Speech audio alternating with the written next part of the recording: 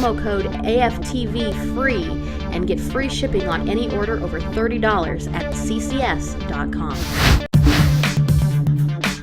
At this point, it's not really up for debate that the DVD is on the way out.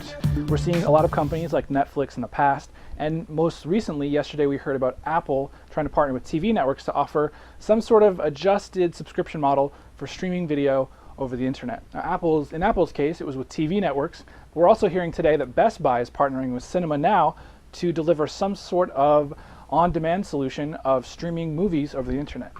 With all this madness going on, we want to figure out exactly what people want and what actually would work in, when you take into account people's living rooms, as well as some of these corporate structures. To do that, we talked to Kevin Tofel from jkOnTheRun. Kevin, thanks for being with us. Good to be here, thanks. Also, Jason Hiner from Tech Republic joins us. Jason, thanks for being with us as well. Absolutely. It's an interesting situation in that we've seen a lot of video companies, like the Roku box most notably, has sort of started to integrate into living rooms, and things like the Xbox 360 with its streaming content have really made on-demand viewing more regular part of Americans' television viewing habits. Kevin, what's your take on how the Apple TV stuff? Basically, Apple is trying to become a cable provider, as it were, charging $30 a month for additional access to iTunes. Is that something you think people are interested in? It's funny you asked that, because as I was getting a haircut an hour ago, I bought an Apple TV, a used one, from somebody on Twitter. Not necessarily just for this news, but I do think it could be big news. People are tired of paying, almost $100 or more for cable bills or satellite bills and such. So I think if Apple can come in with some kind of really appealing deal and undercut, they've already got the ecosystem there, so it could well play into their hands. Well, some of the other stuff we heard about this Best Buy hullabaloo, as it were, we don't really know a lot of specifics in that we don't know exactly how the service will work. Right now it's purported to, you buy a DVD at a store and essentially you can watch it anywhere using a streaming service. Now, Jason, parse some of this out for us. As a consumer, what's sort of the experience that you expect, and what's kind of the best case scenario, and what are some of the hurdles that these companies have to deal with to sort of create these services? Yeah, so we're definitely reaching the on-demand model. I think we're moving toward the on-demand model in content, and it's going to be a point where customers don't have to overpay. Consumers do not have to overpay the way they are now, as Kevin mentioned.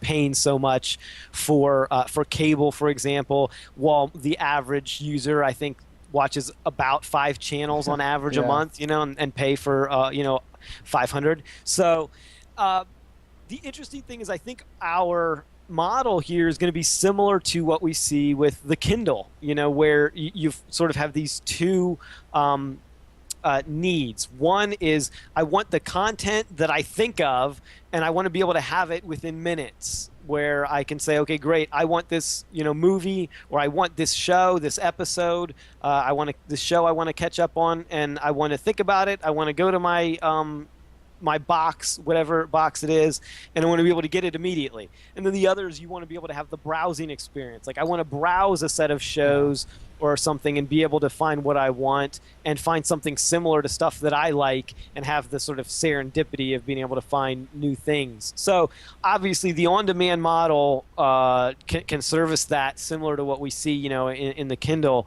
as well. Netflix is doing a little bit, Apple TV is doing a little bit, but we're not there yet. This is still a very kind of nascent market with a lot of opportunity and a lot of interesting stuff happening. Well, a lot of these cable companies have good reason to be afraid. After all, they don't want to be seen as dumb pipes. They bundle this content together, and people could buy it however they want.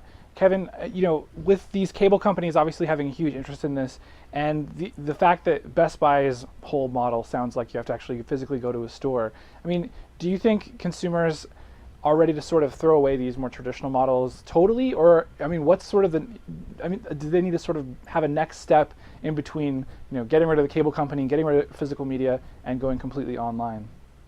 Actually, I think we're almost ready, and probably what hastened it, and I hate to go back in time, is the HD DVD Blu-ray war, to be honest. It just really exposed the ugliness of physical media and formats and such, and people are tired of that kind of debate. I just got myself a Netflix subscription solely so I could watch movies through my Xbox 360. Amazon streams movies as it is with their on-demand. People are really taking to the on-demand model, especially as broadband speeds at home are starting to increase. I think there's a lot of opportunity here. We're seeing early adopters definitely take these steps towards it. Jason, what do you think about like the parents? I think about my dad as sort of he likes technology a lot, and he has like a G1 from T-Mobile, for example, but he's not so out there that maybe he wouldn't hack his phone, or he wouldn't maybe he wouldn't think of a Roku right off the top of his head.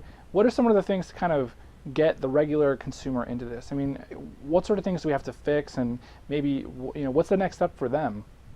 Yeah, well, I think that in many cases the next step is not going anywhere different. I mean, the old model is going to exist for a long time, just like books are going to exist for a long time beside Kindles. But some will hop to sort of the easier, newer thing. The way lots of people still read newspapers, especially 45 and older generation, whereas young people, 40 and younger. They typically consume all of their news electronically. But the one thing that we kind of have to think about for kind of both sides of the equation is live events and sports. The World Series, for example. I think it's really interesting. You're seeing a lot of the leagues, sports leagues, are kind of, I think they're getting out in front of this idea. They realize that, this could be disrupted if younger generations sort of move to this on-demand model more quickly.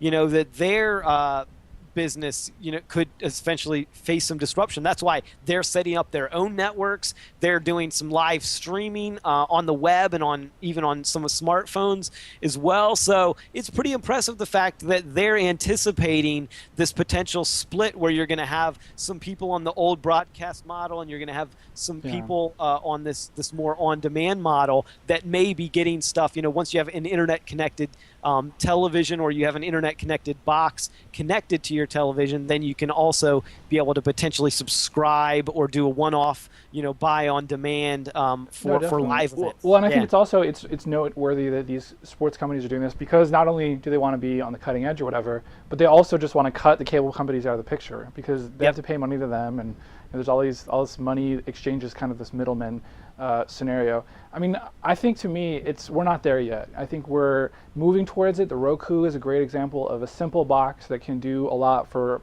fairly inexpensive. It's like $79 for the entry-level SD version.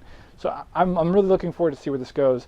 Hopefully, for the sake of TechV and things like it can't get there soon enough. Anyway, it's going to be messy for a while, though, too. There's going to be lots of competing solutions, and then eventually the market will consolidate. But it's definitely, the next few years are going to be pretty messy with lots of different models and delivery mechanisms and all of that kind of stuff. Hopefully we can figure it out. Guys, we're going to leave it there. Kevin Tofel from jkOnTheRun.com. Thanks for being with us. Thank you. Also, Jason Hiner from Tech Republic. Thanks for being on the program as well. Thanks, Randall. I'm Randall Bennett. Don't forget, you can catch us on YouTube or on iTunes. Somehow we're going to get on your TV. I swear to you. We'll figure it out. Thanks to our sponsor, GoToMeeting. You can get 30 days for free by heading to gotomeeting.com/techpodcasts. They'll hook you up there. See ya.